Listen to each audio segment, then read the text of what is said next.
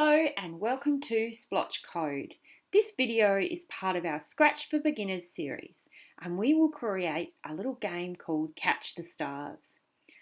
If you're new to Scratch, make sure you watch a couple of our other Scratch videos on Splotch Code because that'll give you some of the information about how to create a Scratch account, the introduction to Scratch, and about moving our cat, which gives us some of the basic ways you can move your characters around the screen. So check out Splotch Code videos on those things if you haven't used Scratch before. Right, let's get started on making this game Catch the Stars. What we want to do first is we want to choose a character. Now, given we're talking about catching stars, I'm not sure the cat's the right one. So let's go down to our sprite button down the bottom right and let's choose a different sprite. Let's find one that perhaps fits with, there we go. I think Dot is perfect. Dot looks like she's ready to catch some stars. Now we don't need the cat, so if we click on the cat and we've got that little rubbish bin, you click the cross on that rubbish bin and that gets rid of the cat and we're just left with Dot there. Now Dot is a little bit big. She's taking up a little bit too much of our screen. So we can change her size. If you see in this little section here, there's a box that says size. So at the moment she's 100. Let's try what would happen if she was 20. Oh, she's a little bit too small, isn't she? What about if we try 50? That's better. That looks good. So you can change your character and just try different sizes until you get them to be the right size for the game you're wanting to do.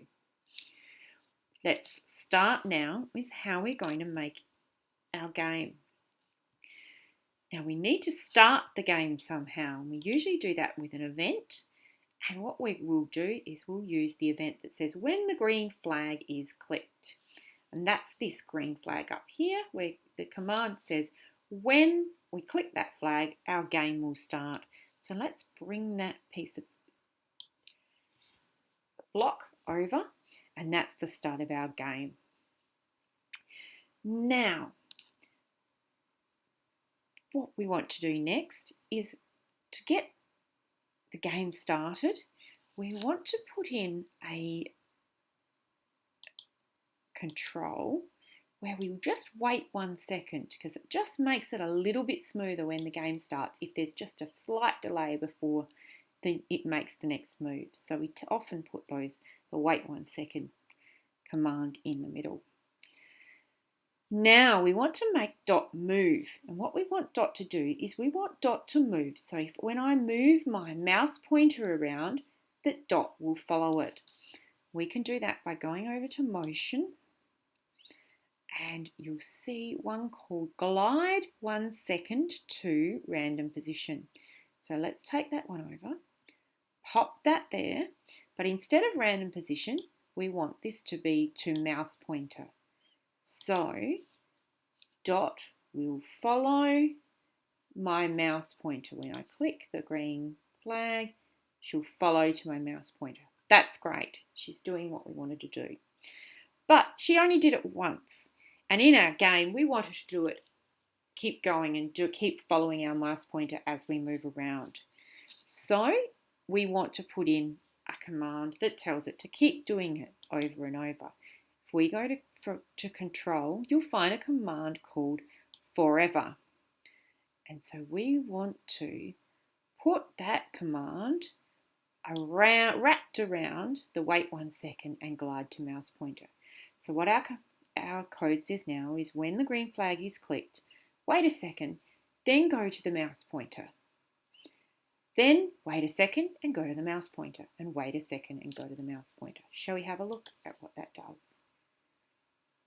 So I can see what it does by either just, if I click on here, you'll see the little shading around it shows that my game is running. That command, that code is running. And if I move the mouse, and if I want to stop it, I hit up there. So to get the game started, I can either hit the green button, which is how I'll start it when I'm actually playing the game. But when I'm just testing, I can just click over here to test out what I've made. Okay, it's all working really well. Excellent. Well, Now we need to create the stars that Dot is going to catch. So we need another sprite. Let's go down to sprites. And we need some stars. So rather than just searching through all of them, we can actually, up in this box up here, you can write star. There's a star. Click on that. We now have, as well as Dot, we have a star in our game. Is the star a little bit big, maybe? Let's go and resize that star down. Maybe we'll make that about 80. So just a bit smaller. That looks good. Excellent. Okay, so now what we're going to do is we're going to get it so that Dot chases the stars and catches them. And when she catches them, we want to have a score. We want to keep track of how many times she does it, and that's your game. So we need to create what's called a variable, and that is our score. If we go over to the variables on the left-hand side, and you'll see up here there's one that says make a variable. If we click on that, and let's call one score. Okay. And now we'll see we have a score sitting up the top of our stage here, where it will keep track of how many times Dot touches the star for us. But what we need to do now is we need to write the code for the star and how it's going to move around the screen, and how the score will happen. When will the score go up? What has to happen? So we need to tell it that in the code now. So our game started with Dot moving when the green flag was clicked. And so we need our star to do the same thing. So we need to go to events and say when the green flag is clicked. So they both start at the same time. Before we start the game going though, we want to make sure that our score up here has been reset to 0, because we've already been playing before. You might have a score of like 25 and we need to reset that to 0.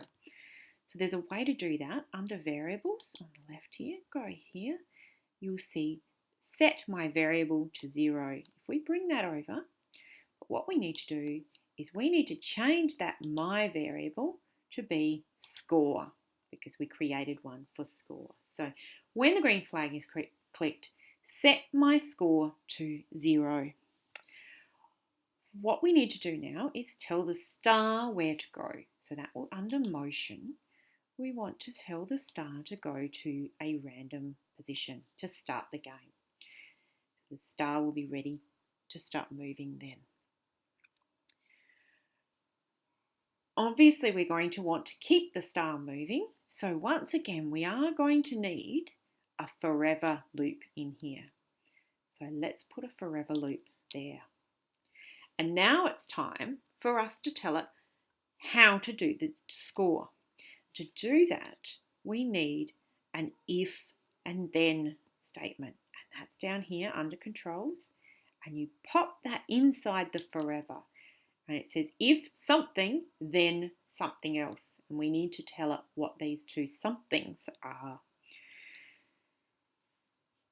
What we want it to do is every time that Dot catches a star, so she touches a star, then the score can go up. So first of all, we need to do this first bit. If Dot touches the star. Now, that can be found under sensing. And you'll see one here called touching mouse pointer. If we pull that over, and when it hovers, you'll see the little hexagon underneath that's now white. It means if I let go now, that'll pop that in place. So if I'm touching now, instead of being the mouse pointer though, we want it to be Dot. So when touching this, when the star, because this is about the star, when the star is touching Dot, then put my score up by 1. So to do that, we go to the variables again, and we find change my variable by 1, and we put it over here, and we just need to change this again to be score. So when the green flag is clicked, the star will start moving around, and then every time Dot touches the star, my score will go up by 1. Now there's one extra thing we need to put in here because as Dot touches the star, she'll be right next to the star and keep touching it. So we need to tell it as soon as it's being touched, the star needs to move away so that the Dot has to chase it again. So all we do to do that is find another one of those go to random positions and we put that in there. So every time she touches it, the star moves and then the score goes up by 1. Right, shall we have a look at how this looks now? So if I click on the green flag, both Dot and my star will start moving based on the code that we've written here. So I need to move my mouse and Dot will touch the star and my score is going up every time she does. Go, we've already got 6, 7. So I just move my mouse around and I'm telling Dot to chase the star. There we go. Excellent. I'll stop that now. So that's working really well. We've got both our characters moving around the screen and we've got a score keeping track of how well we're doing at catching the stars. What we might do to make this room a lot more fun is add a really cool background because at the moment Dot and the star are just sitting on a white background. So let's go and get a cool background to make it work even better. So down here in the right hand side we have choose a background.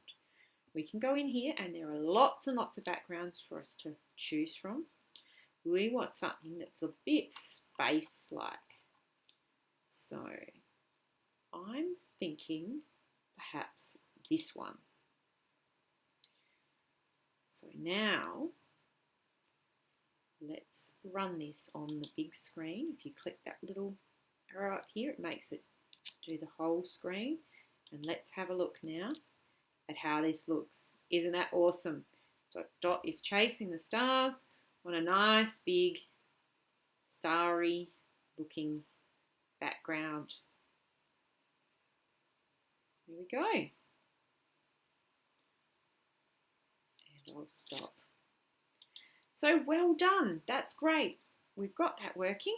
Let's close that back so we can go back to our code. What I'd love you to do now is go over to Scratch and have a go at making this.